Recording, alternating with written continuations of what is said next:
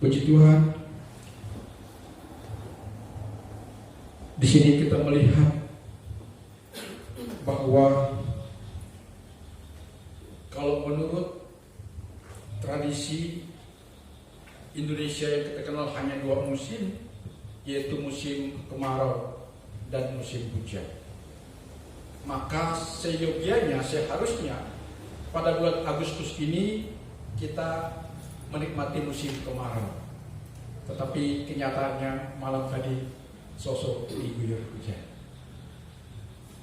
Artinya apa saudara? Bahwa segala kenormalan yang sudah puluhan tahun bagi usia yang sudah 50, 40 kita sudah menikmati bagaimana cuaca itu normal. Kalau menjelang bulan Juli, Agustus pasti akan ada musim kering, tapi ternyata sosok diguyur hujan dari tadi malam. Itu pertanda bahwa dunia sedang menuju kepada perubahan. Dan tahun ini, saudara, singkat cerita, tahun ini jangan lagi kita cerita untung atau rugi, tetapi harus kita berpikir bagaimana kita bisa hidup. Mengapa ini saya katakan kepada kita?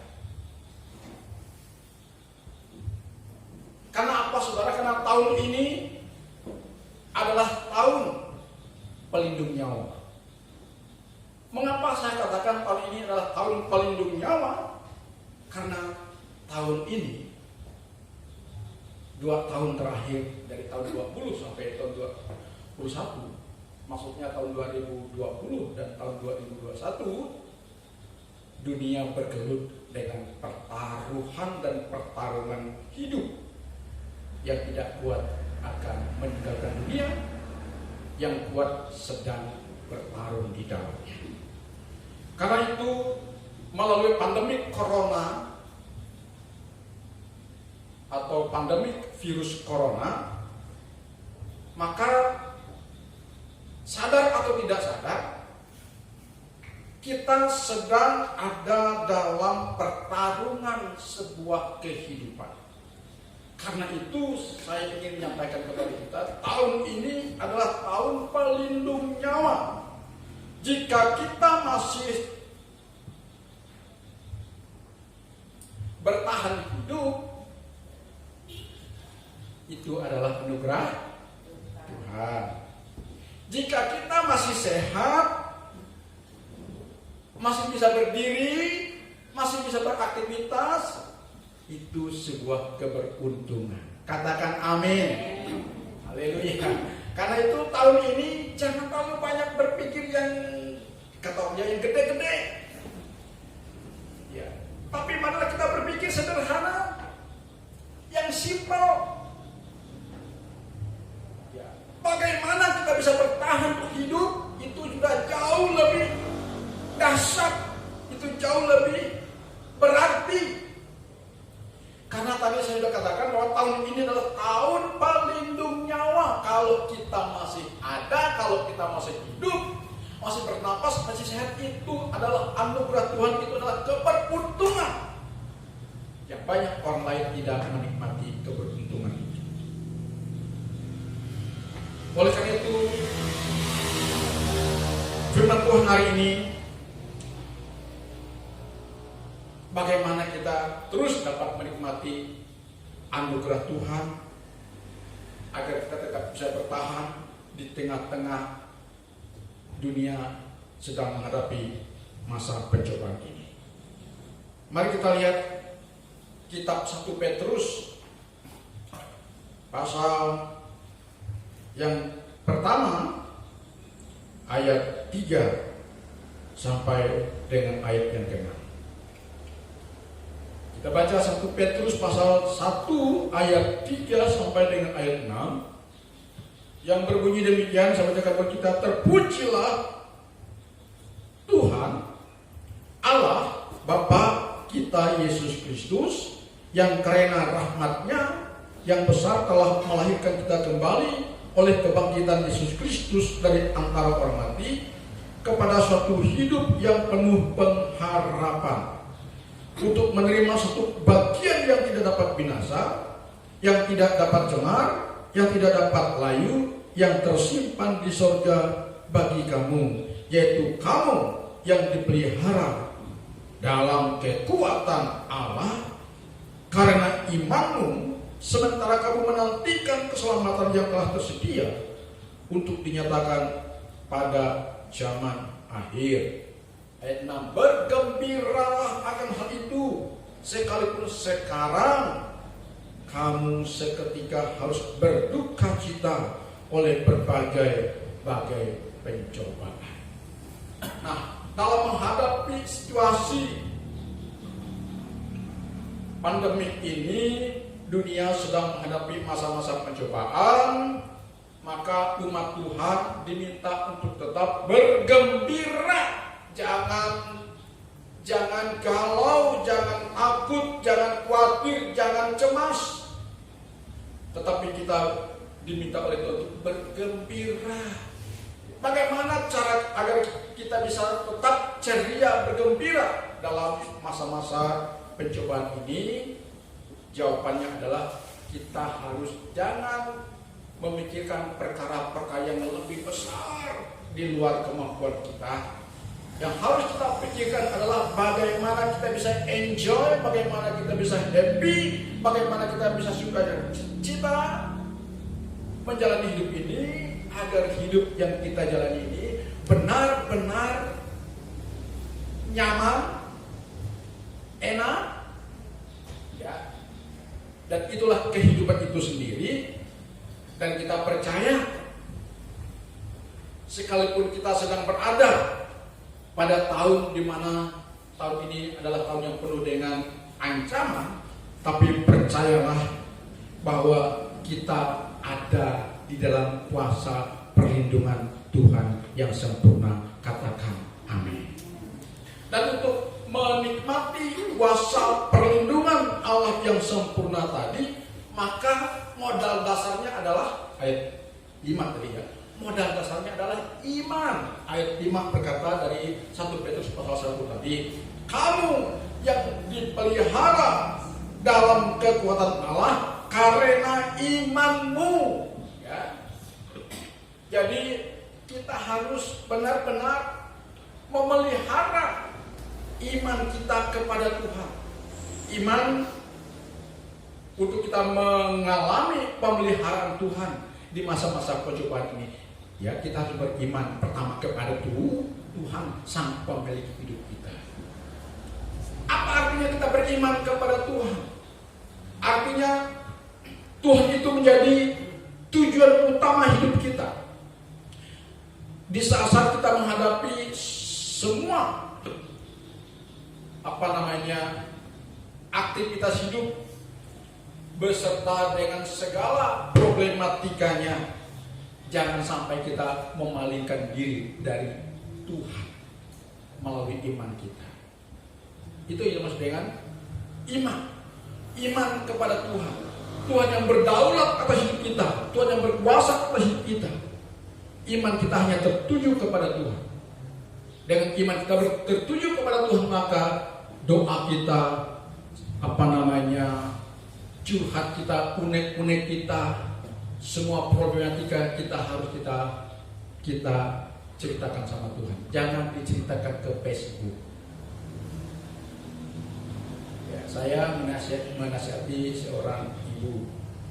Saya bilang, Bu, tolong kalau ada masalah pribadimu, jangan bercuit-cuit di FB, jangan bernyanyi di Facebook, jadi bersaut-sautan dengan suaminya ya. Nggak boleh, nggak elok. Saya bilang, berhenti dari kita curhat di media, itu menyatakan kebodohan kita. Ya. Lebih baik kita curhat kepada Tuhan. Itu bukti adalah kita sebagai orang beriman, kita curhat kepada Tuhan. Tuhan, aku sedang menghadapi masa pencobaan Tuhan. Tolong berikan jalan keluar dari masalah yang sedang kuhadapi ini. Kita berdoa kepada Tuhan. Kalau kita sudah mempercayai Tuhan sebagai jaminan hidup kita, maka apapun yang terjadi, kepada Tuhanlah kita bertanya, kepada Tuhanlah kita berdoa, kepada Tuhanlah kita berharap. Katakan amin. Jangan berharap kepada yang bukan Tuhan. Kawan-kawan boleh kita mintakan saran nasihat, tetapi jangan lupa kita harus memohon kepada Tuhan. Sebab jika kita ingin menikmati pemeliharaan Tuhan yang sempurna, karena dikatakan dalam ayat 5 tadi, kamu yang dipelihara dalam kekuatan Allah karena imanmu. Ya. Jadi karena iman kita akan menikmati pemeliharaan Tuhan yang sempurna di tengah-tengah situasi yang sedang tidak menentu ini. Percayakan hidup kita kepada Tuhan Sang Pemilik kehidupan itu sendiri. Katakan amin. Jangan sedikit pun ingin mau berpaling dari Tuhan. Malah kita katakan, Tuhan, kalau Engkau jaminan hidupku, aku percayakan seluruh perjalanan hidupku dan keluargaku kepadamu. Apapun yang terjadi, kami percaya yang terbaiklah yang akan Engkau nyatakan kepada kami.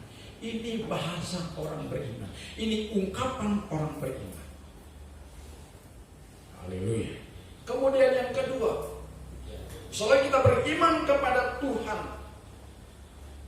Sang Pencipta langit dan bumi, pemilik kehidupan, kita juga beriman kepada perkataan Tuhan. Apa itu perkataan Tuhan? Perkataan Tuhan adalah firman Tuhan. Mengapa kita harus beriman kepada perkataan Tuhan? Mengapa kita harus beriman kepada firman Tuhan? Ya. Jadi kalau kita beriman kepada perkataan Tuhan, firman Tuhan, perintah Tuhan. Perintah Tuhan itulah sebagai apa? Sebagai arahan, tuntunan hidup kita untuk kita hidup menyenangkan Tuhan. Ya.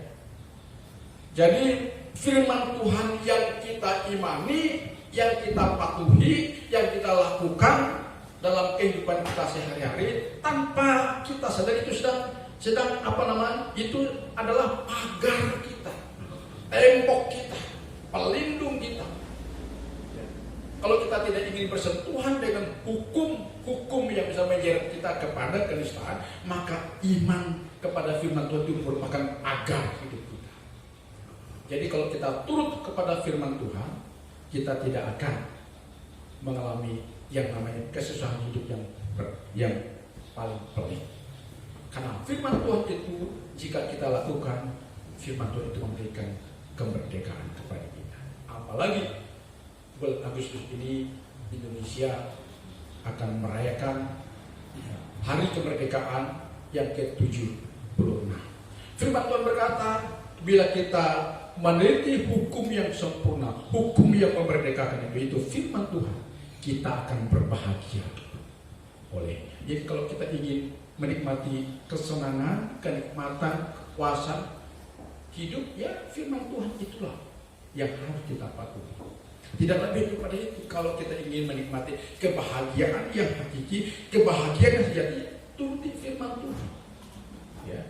Kalau kita melenceng dari firman Tuhan, pasti akan ada hal yang buat hidup kita ini menjadi tidak nyaman, saudara. Ya. Karena itu Tuhan berkata kepada kita hari ini, jika kita ingin dipelihara oleh kekuatan Allah, maka kita harus memantapkan iman kita kepada Tuhan itu sendiri. Ya. Kemudian yang kedua, kepada firman Tuhan yang kita patuhi.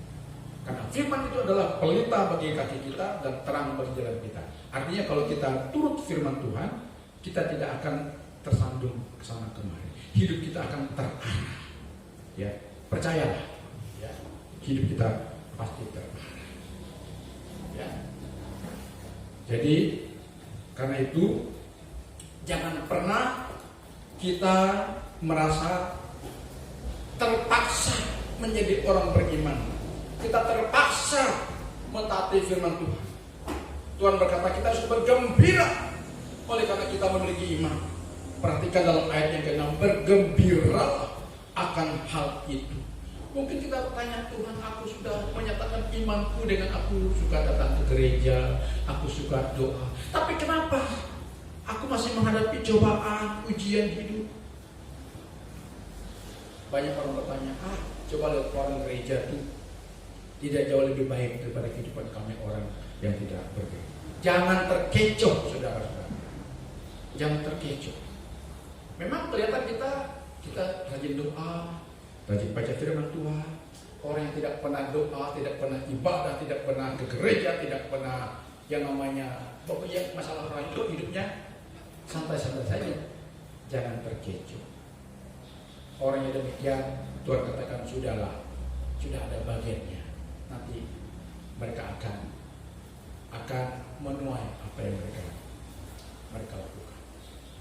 Jadi kita orang percaya, kita orang beriman, kita juga masih akan terus menghadapi masalah-masalah dunia ini. Tapi percaya, pembelaan Tuhan akan terus Tuhan nyatakan kepada kita. Katakan amin. Jadi di masa-masa pandemi corona ini, saya ingin ingatkan kita, mari kita berserah kepada Tuhan dan kita patuhi firman Tuhan. Niscaya kita akan mengalami yang namanya pemeliharaan Tuhan dengan kekuatannya yang luar biasa kepada kita. Ya, dan itulah yang akan membuat kita beruntung daripada orang-orang lain. Karena kita tahu tahun ini adalah tahun pelindung nyawa. Kepada siapa kita bergantung? Kalau bukan kepada sang pemilik nyawa itu sendiri. Kepada siapa kita bergantung? Kalau bukan kepada pemilik hidup itu sendiri. Kalau kita tahu tahun ini adalah tahun pelindung nyawa, pelindung bagaimana kita bertahan hidup, mari kita mendekatkan diri kepada sumber kehidupan. Mari kita mendekatkan diri kepada sumber yang akan memberi kita nyawa. Kehidupan itu sendiri yaitu Tuhan. Tuhan itu pemilik hidup kita. Ya, mari jangan abai, jangan lalai. Ya, dekatkan diri kepada Tuhan. Lebih dalam lagi ku rindukan Tuhan, ku mengasihimu. Ya, karena Dia pemilik hidup kita. Ya, kalau Dia pemilik hidup kita, kita yang menjadi miliknya. Niscaya ya seperti saya punya, saya kasih angka mobil lah misalnya ini yang tangan ini milik saya. Ya. Saya beli dengan harga yang tidak terlalu mahal, cuma 400-an ribu. Ya. Walaupun tidak terlalu mahal karena ini milik saya, tetap saya rawat, saya pelihara. Ini milik saya. Ya. Walaupun dia tidak menjamin kehidupan buat saya, tapi paling tidak dia sangat menolong saya untuk saya berurusan dengan waktu, dengan kegiatan, atau kalau saya keluar saya harus pakai. Pertama sebagai aksesoris, yang kedua menolong saya supaya saya tidak lalai melihat, oh kalau ada jadwal, ada janji dengan kawan, saya lihat jam saya sebagai pedoman saya. Harus saya rawat, habis baterainya saya ganti. Ya. Secara berkala saya bersihkan supaya tidak kotor. Nah, sederhana kan? Nah, kita adalah milik Tuhan. Kalau kita milik Tuhan, saya Tuhan bertanggung jawab kepada kita. Dia akan rawat kita, Dia akan pelihara kita, Dia akan perhatikan kita. Nah, coba kalau kita bukan milik Tuhan. Tapi kalau kita milik Tuhan, andai kata nih, lalu kita menjengkelkan Tuhan, ya, apa yang terjadi? Ya, udahlah. Kamu dasar milik aku, kata Tuhan, menjengkelkan aku, dah tak lempar kamu. Ya. Jadi hari ini, ya, kami ingin sampaikan kepada kita, mari berserah kepada Tuhan, dekatkan diri kepada Tuhan. Dengan demikian kita akan menikmati kuasa pemeliharaannya yang sangat dahsyat dan sempurna kepada kita. Katakan amin. Yang kedua, jangan abai untuk kita lakukan firman Tuhan, taati firman Tuhan. Kan? Kemudian yang terakhir, saudara, yang terakhir, ya, lakukanlah kewajiban kita yang tadi berdasarkan iman itu dengan tulus, ikhlas, sukacita, ya, dengan penuh rasa tanggung jawab. Ya. Ayat 6 berkata, bergembiralah akan hal itu, sekalipun sekarang kamu seketika harus berduka cita oleh berbagai-bagai pencobaan. Dengan kita melakukan tindakan iman kita dengan bergembira sepenuh hati, sungguh-sungguh, karena kita percaya ketika kita melakukan dengan sepenuh hati, sungguh-sungguh, niscaya kita akan menerima upah kekal di surga. Kan ada firman Tuhan mengatakan, orang yang bersungguh-sungguh mencari aku, kata Tuhan, aku akan memberi upahnya. Upahnya apa, saudara? Upahnya jelas, ayat 9 mengatakan, ya, tujuan iman kita adalah keselamatan jiwa kita. Katakan amin. Ya, jika kita melakukan langkah pertama, kedua, ketiga tadi, maka ayat 9 berkata, karena kamu telah mencapai tujuan imanmu, yaitu keselamatan jiwa. Apa artinya keselamatan jiwa? Keselamatan jiwa tidak hanya semata-mata tujuan kita masuk ke surga. Bukan itu saja artinya. Keselamatan jiwa itu artinya bagaimana kita menikmati ketenangan batin kita, ketenangan batin kita, hati kita, jiwa kita tentram. Dengan kita menikmati ketenangan dalam hati kita, batin kita, pikiran kita, maka niscaya hidup kita akan terarah. Katakan amin. Jadi mau kita memiliki ketenangan jiwa, ya, maka jangan melenceng kepada iman kita. Dengan kita memiliki ketenangan jiwa, hati batin kita, tanpa kita sadari kita sedang menikmati surga yang ditarik ke bumi. Jadi jangan hanya mendambakan surga setelah kita mati, tapi mari selagi kita hidup kita harus bawa suasana surga itu ke bumi. Makanya ada doa Bapa kami mengatakan, jadilah kehendakmu di surga, di bumi, dalam hidup kami, dalam keluarga kami. Jadi bagaimana kita menikmati suasana surga itu? Suasana surga itu akan tidak nikmati jika kita memiliki pertama ketenangan dulu dalam hati kita, batin kita, jiwa kita. Sekalipun dunia berkecamuk, tapi kita tetap tenang, kita tetap damai. Itulah surga yang sesungguhnya sedang kita nikmati. Katakan amin. Ya. Dan untuk menikmati surga itu tadi, maka langkah yang pertama, iman kepada Tuhan Sang Pemilik surga, iman kepada Tuhan Sang Pemilik hidup kita, iman kepada Tuhan Sang Pemberi ketenangan dan ketenangan. Yang kedua, lakukan firman Tuhan. Sebab kalau kita melakukan firman Tuhan, niscaya kita akan berbahagia di dunia. Tuhan memberkati kita.